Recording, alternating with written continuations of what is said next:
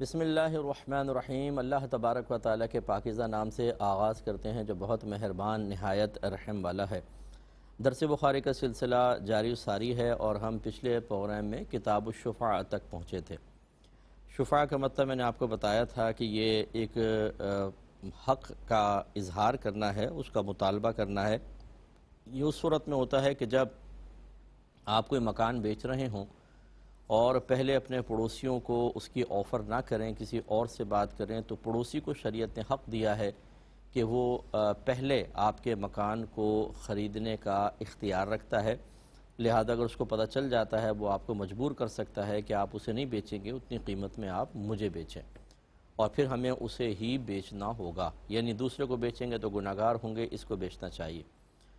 اور اس کی وجہ یہ ہے کہ پڑوسی بعض اوقات نہیں چاہتے کہ کوئی نیا آدمی محلے میں آئے، علاقے میں آئے۔ بعض اوقات اچھا بھی ہو سکتا ہے اور بعض اوقات برا بھی ہو سکتا ہے، اور اس کی وجہ سے بعض اوقات سب ڈسٹرب ہو جاتے ہیں۔ تو اس لیے شریعت نے بہرحال اسے دیگر کسی اجنبی پڑوسی کے ضرر سے بچانے کے لیے ایک حق دیا ہے، اور وہ اس حق کو استعمال کر سکتا ہے۔ اور اس میں آپ کو بتایا تھا کہ جیسے ہی اس کو پتہ چلے کہ مکان بک رہا ہے، یا پھر پہلے ہم خود ہی اس کو آفر کر دیں، اگر نہیں ہے اور ہمارا پڑوسی جان جائے تو اسے فوراً اس کا اپنا حق استعمال کرنا ہوگا۔ اگر اس کو معلوم تھا، اس کے باوجود وہ خاموش رہا حتیٰ کہ سودا ہو گیا اور قبضہ دوسرے نے لے لیا، یا ڈن ہو گیا سودا، جیسے ایڈوانس وغیرہ لے لیتے ہیں، تو پھر اس کا اختیار سلب ہو جائے گا۔ یہ بھی آپ کو بتایا تھا کہ اس میں بالترتیب حقوق ہوتے ہیں۔ سب سے پہلا حق تو جو اس چیز میں شریک ہے اس کا ہوتا ہے۔ جیسے والد صاحب کا انتقال ہوا تو وراثت دو بھائیوں کو ملی۔ اب ایک بھائی اپنا حصہ بیچنا چاہتا ہے تو وہ اپنے دوسرے بھائی کو اولاً آفر کرے گا، کسی اور کو نہیں بیچ سکتا۔ پہلے وہ رد کر دے تو ٹھیک ہے، ورنہ اسے کرنا ہوگا۔ دوسرا ہوتا ہے کہ آدمی اس چیز میں تو شریک نہیں ہوتا لیکن راستے کے حق میں شریک ہوتا ہے۔ جیسے پہلے دور میں حویلیاں ہوتی تھیں، ہمارے یہاں تو ختم ہو گئیں لیکن پڑوسی ملک میں ابھی بھی ہیں، کہ بہت سارے گھر ہوتے ہیں اور ان کا راستہ مین جو گیٹ ہے وہ ایک ہی ہوتا ہے۔ اب وہ اپنے اپنے گھر میں ہیں، اس اعتبار سے شریک تو نہیں ہے گھروں کے اندر، لیکن راستہ ایک ہے، تو یہ بھی مطلب جو ہوگا وہ پہلے اس کو جو راستے کے حق میں شریک ہے اس کو آفر کرے گا۔ تیسرا پڑوسی ہوتا ہے کہ الگ الگ گھر ہوتے ہیں، جیسے ہمارے اب سب کے ایسے ہی ہیں، اور ہم کچھ بیچنا چاہتے ہیں تو پھر تیسرا حق جو ہے وہ پڑوسی کا ہے، وہ مطالبہ کر سکتا ہے۔ اسی پر یہ حدیث آپ کو عرض کی سی 2257 کہ نبی کریم صلی اللہ علیہ وسلم نے ہر غیر منقسم جائیداد میں شفاع کا فیصلہ فرمایا۔ پس جب حدود متعین ہو جائیں اور راستے پھیر دیے جائیں تو پھر کسی کو شفاع کا حق نہیں ہے۔ جیسے وہی مثال ہے کہ دو بھائی ہیں، ایک بھائی نے کسی کو اپنا حصہ بیچنا چاہا تو دوسرے نے کوئی آبجیکشن نہیں کیا، حتیٰ کہ اس نے اس چیز کو بیچا اور دونوں جو حصے ہیں ان میں پارٹیشن کے لیے ایک دیوار کھینچ دی تاکہ اس کے حوالے کر دیں، اور جب دیوار کھینچنے سے پہلے گویا کہ جب تک اس کو معلوم نہیں تھا یہ مراد ہے تو وہ آبجیکشن کر سکتا تھا یا اس کو خریدنے کا پہلے اظہار کر سکتا تھا، لیکن جب دیوار کھنچ گئی گویا کہ بالکل علیحدہ ہو گیا، وہ دوسرا اس کا مالک ہو گیا، تو اب اس کو حق حاصل نہیں ہوگا۔ ایک اور باب قائم کیا ہے، باب عرض الشفعۃ علی صاحبها قبل البیع، شفعے کے مستحق کے سامنے فروخت سے پہلے شفعہ کو پیش کرنا۔ مراد یہ کہ جیسے میں اپنے گھر کو کسی کو بیچنا چاہتا ہوں لیکن میں اپنے پڑوسی سے کہوں کہ میں بیچنے کا ارادہ رکھتا ہوں کسی کو، لیکن اگر آپ خریدنا چاہیں تو خرید لیں۔ یہ گویا کہ میں نے جو شفعہ کا مستحق تھا بیچنے سے پہلے میں نے اس کو آفر کر دی۔ اس کے اوپر یہ حدیث ہے، حدیث نمبر ہے 2258۔ حضرت سعد بن ابی وقاص رضی اللہ تعالی عنہ کا یہ واقعہ ہے۔ یہ عمر بن شرید ہیں، انہوں نے کہا کہ میں حضرت سعد بن ابی وقاص کے پاس کھڑا ہوا تھا، اسی اثناء میں حضرت مسور بن مخرمہ رضی اللہ تعالی عنہ آئے، پس انہوں نے اپنا ہاتھ میرے ایک کندھے پہ رکھا۔ اسی وقت نبی کریم صلی اللہ علیہ وسلم کے آزاد کردہ غلام ابو رافع رضی اللہ تعالی عنہ بھی آ گئے، تو انہوں نے کہا کہ اے سعد، یعنی حضرت سعد بن ابی وقاص سے فرمایا کہ اے سعد، آپ مجھ سے حویلی کے 2 گھر خرید لیں۔ حضرت سعد نے کہا کہ اللہ کی قسم میں ان 2 گھروں کو نہیں خریدوں گا، یعنی ان کے 2 گھر تھے، وہ کسی کو بیچنا چاہتے تھے تو پہلے ہی چونکہ پڑوسی تھے ان کو آفر کر دی، تو انہوں نے کہا میں نہیں خریدوں گا۔ حضرت مسور نے کہا کہ اللہ کی قسم تم ان 2 گھروں کو ضرور خرید لو، یعنی وہ اچھے ہوں گے، تو کہا کہ خرید لیں۔ تب حضرت سعد نے کہا کہ اللہ کی قسم میں تم کو ان گھروں کے عوض 4000 درہم سے زیادہ نہیں دوں گا، چاہے قسط وار دوں یا نقد دوں۔ تو حضرت ابو رافع نے کہا کہ مجھے ان گھروں کے عوض 500 دینار یعنی 500 سونے کے سکے مل رہے ہیں، اور اگر میں نے نبی کریم صلی اللہ علیہ وسلم کو یہ فرماتے ہوئے نہ سنا ہوتا کہ پڑوسی اپنے پڑوس کی وجہ سے خریدنے کا زیادہ حقدار ہے تو میں آپ کو یہ 4000 درہم کے عوض فروخت نہ کرتا، جبکہ مجھ کو ان کے عوض 500 دینار مل رہے ہیں، یعنی زیادہ قیمت مل رہی ہے۔ پھر انہوں نے حضرت سعد کو وہ گھر فروخت کر دیے۔ تو دیکھیں معلوم یہ ہوا کہ پڑوسی کا حق زیادہ ہوتا ہے۔ اب اس سے بظاہر یہ ثابت ہو رہا ہے کہ اگر ہم کسی دوسرے کو بیچنا چاہیں اور وہ زیادہ آفر کر رہا ہو، لیکن پڑوسی کا حق چونکہ پہلے ہے، وہ اس سے کم آفر کر کے بھی مکان خرید سکتا ہے، تو ایسا ہے نہیں، اسی قیمت میں، اور میں نے اسی قیمت میں پڑوسی حق رکھتا ہے۔ جیسے میں کسی کو 50 لاکھ کا مکان اپنا بیچنا چاہتا ہوں تو پڑوسی 50 لاکھ میں ہی خریدے گا۔ یہ نہیں ہے کہ پڑوسی کہے گا میرا حق ہے تم پہلے مجھے بیچیں، اور مجھے کتنے کا بیچیں گے جی 40 لاکھ کا، ایسا نہیں ہوتا ہے، وہی برابر۔ یہ تو ان کی حضرت ابو رافع کی مرضی تھی کہ انہوں نے ایک بڑی زیادہ قیمت کو چھوڑ کر حق پڑوس کا لحاظ کرتے ہوئے از خود ایسا فیصلہ فرمایا، ورنہ یہ شرعی طور پہ کوئی لازم نہیں ہے۔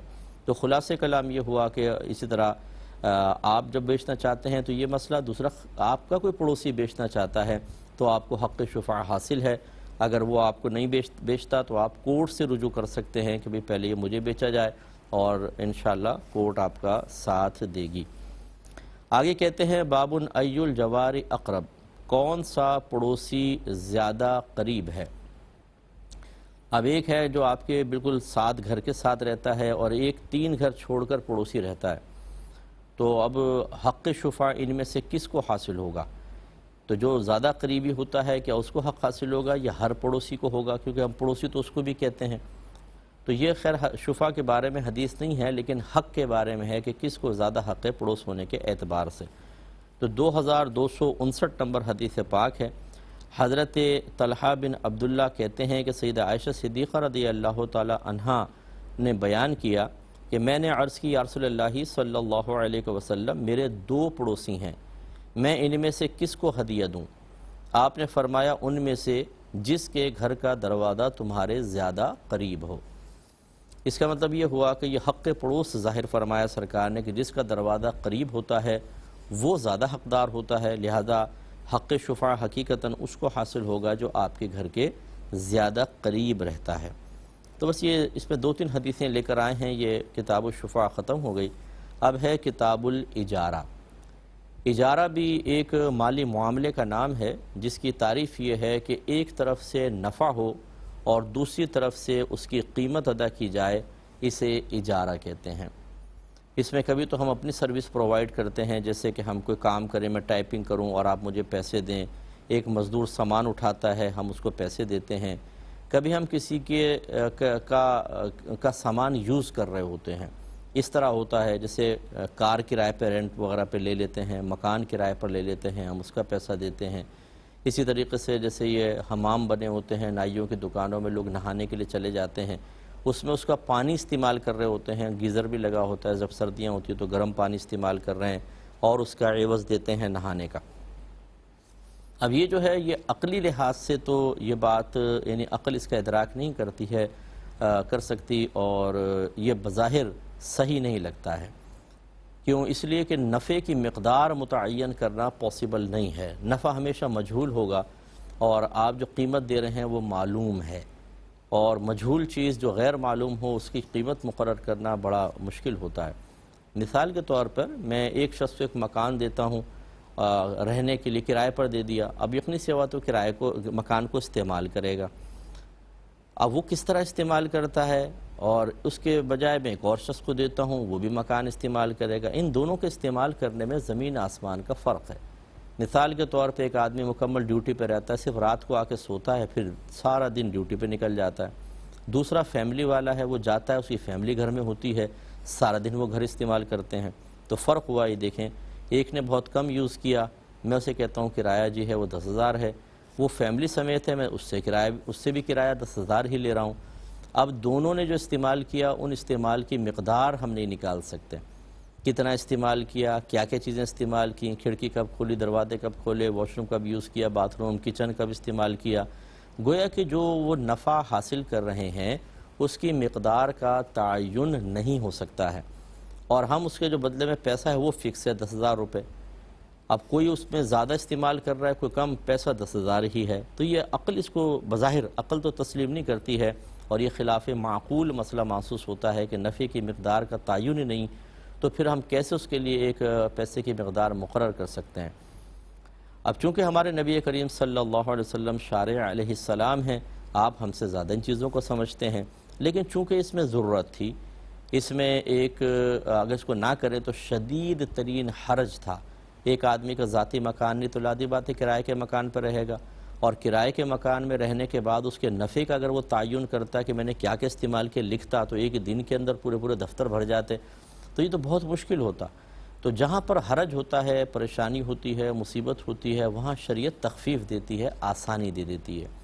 تو لہذا خلاصہ کلام یہ ہے کہ اجارے کا جو مسئلہ ہے یہ ہے تو خلاف عقل مسئلہ، یعنی عقل اس کا ادراک نہیں کر سکتی، عقل بظاہر اس کو کہتی ہے مجھے سمجھ میں نہیں آتا، لیکن چونکہ نبی کریم صلی اللہ علیہ وسلم نے اس کے جواز کا حکم دیا لہذا ہم کہیں گے بس ٹھیک ہے، نبی کریم نے فرما دیا تو جائز ہے۔ اور جب اس طرح کے خلاف معقول مسئلے ہوتے ہیں تو یاد رکھیں کہ جس شکل میں نبی کریم صلی اللہ علیہ وسلم کے دور میں ثابت تھا اسی شکل میں جب وہ ہوگا تو ہم اس کو جائز کہیں گے، اس شکل میں نہ ہو تو ناجائز کہیں گے۔ مثلا نبی کریم صلی اللہ علیہ وسلم کے دور میں زیادہ تر جو اجارہ ہوتا تھا وہ عمل کی اجرت ہوتی تھی، مزدور رکھے جاتے تھے، گھر میں کوئی کام کرنے والا ہے، کسی کی مہارت سے فائدہ اٹھایا، اس کو پیسے دے دیے، زیادہ تر ہوتا تھا، تو عمل کی اجرت ہوتی تھی۔